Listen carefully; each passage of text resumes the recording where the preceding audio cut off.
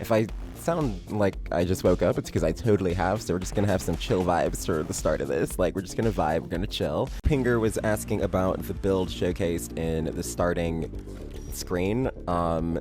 So I'll just show you real fast what I was using. I was using Vinka, which is my favorite melee. Yeah, so my Vinka, we're using this corrupted Smite faction mod build with my Riven, but like you don't like need the Riven per se. It's just, I mean, it's nice. And has a nice little boost to attack speed, which is, considering I'm not running any other like attack speed mods, is useful. But on my Limbo himself, I run Arcane Strike and Arcane probably Energize. But yeah, you know, you have your typical Blood Rush, Condition Overload, Weeping Wounds. Then I have the sort of, I guess you can consider it, utility of Prime to Reach. And then I use Toxin, and then of course the faction mod to increase the overall damage, and then some critical damage. I don't run critical chance because that's dealt with Blood Rush, and yeah, and then Weeping Wounds increases Condition Overload by increasing status chance with our combo multiplier, and the Vinka can go up to 13 times. My secondary is like incredibly, it's whatever you really want to put, because I don't use it. I pretty much, in that loadout, was just using Vinka for primary damage and then Ferox for like secondary status increases. Something you should note though, if you throw it in the Rift, it'll only affect people in the Rift and vice versa. So if you want to affect people outside of the Rift, you have to throw it when you're out of the Rift. If you want to affect people in your Cataclysm, then you have to throw it when you're in the Rift. Okay, I might have gotten rid of the build I was using, but it was something like this, except instead of Corrosive, I was using Viral. That's kind of the only difference. And again, I just use this for statuses, so like the actual damage on this thing doesn't particularly matter. Though note that actually the Ferox will do some decent damage when you combine it with your Limbo's abilities himself. So for Limbo, we're using this one. So we're using this Pillage build, this build. So the most important aspects obviously are going to be the subsumed ability, which is Pillage, and then you have your Rift Surge with the Rift Torrent augment.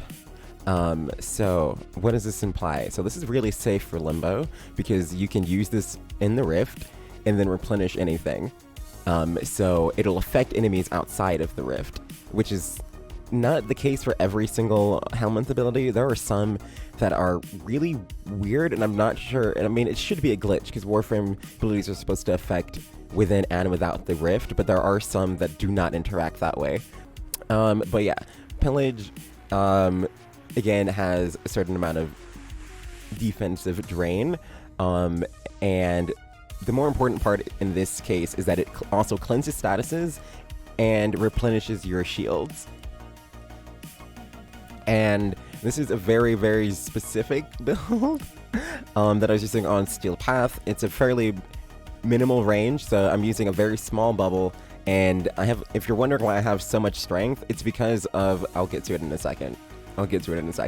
So again, this is mostly for the cleanse and the shield renewal, because this is like probably the safest Limbo build, honestly, because Pillage is so incredibly spammable and so safe. It's better than rolling card because you don't have to wait 6 seconds to get a cleanse.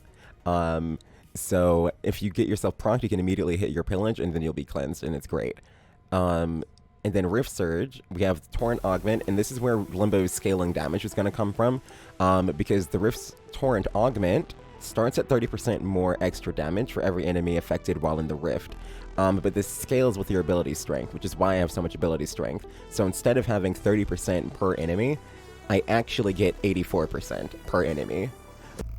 Having a minimal bubble with a high strength count means that I can get the most bang for my buck out of Rift Torrent, because this means that even if I only have, like, you know, that small little bubble, the enemies that are going to be affected by it will immediately jump my damage up 3,000%. Like 2,000 to 3,000 easy is fairly average. It can be higher, it can be a little lower, but like generally speaking, it'll just instantly be between 2,000 and 3,000 ish added damage. And these will affect your weapons, so this will then affect your Ferox. It'll also affect your Venka, and then you scale the Ferox with the viral procs with your Venka, and then that's how you get some really nutty numbers. So obviously we have Rolling Guard for just a little defense. I have Arcane Strike for more attack speed, Arcane Energize for just a little bit of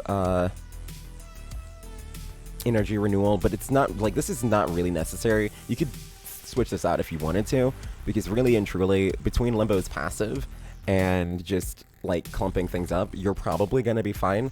Since Limbo's passive allows you to gain energy for just staying in the Rift, you gain energy for getting kills in the Rift, and of course you can just get energy from picking up energy orbs, so, like, you could definitely switch this out. The aura is not set in stone either. I just use enemy radar because it's the polarity that it's there, and it's nice for survivals. But if you wanted to switch this to something else, you could totally do that too. Okay, so we have this start, so I'm just gonna do that. It's a bit of a waste of energy, but okay, so you're gonna come from this side. I'm sending auxiliary life support. Activate stasis.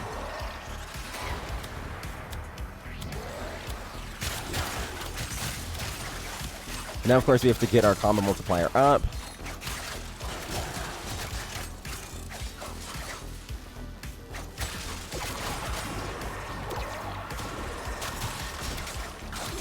Now we're getting to the red crit territory.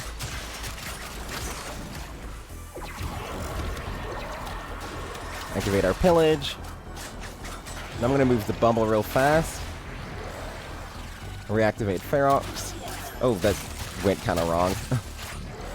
But if you look in the corner at the top right, you can see the little swirly that's decreasing, because the buff will, Limbo's buff will decrease per, you know, as enemies get unrifted. So you kind of have to constantly recast it. But as I said, it'll kind of average around 3,000 per cast. This is also kind of a build that you just want to use by yourself, honestly, because people don't like Rift Torrent. It makes it kind of difficult for, oh, what the heck? It makes it kind of difficult for people to figure out what they can and can't attack. So I will preface this by saying this is definitely more of a solo build than a, hi, I'm playing with a party build. It's a very selfish as well, because it is so relevant on, so contingent on your 3 to boost your damage further. But you're using your bubble to create little pockets of ultra death. You're using Pillage to both cleanse, replenish your own shields for insane amounts of safety, and the Ferox to give you viral procs to increase your damage further. I have Arcane Strike and Arcane Fury equipped right now to further increase my melee damage, while using my 3 as pretty much a forever buff.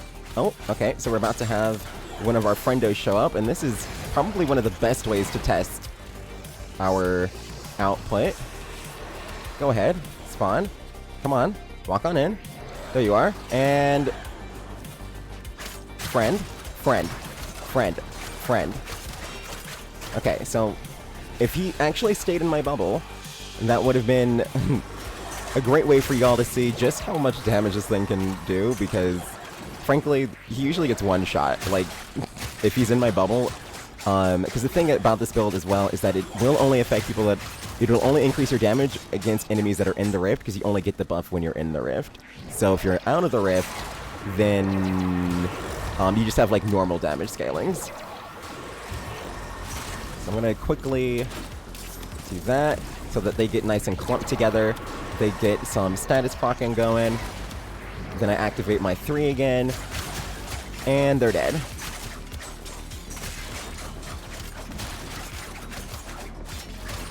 So I pretty much just have these dudes run at me, and then I clump them further together, freeze them in place, and then just, like, ramp up my damage. And thank you for the follows, much appreciated. And that's the video. Thanks again for watching, and if you'd like to be part of the action real time, then be sure to follow at twitch.tv Lady the Laddie. We're live almost every day of the week. See you soon, Pixies.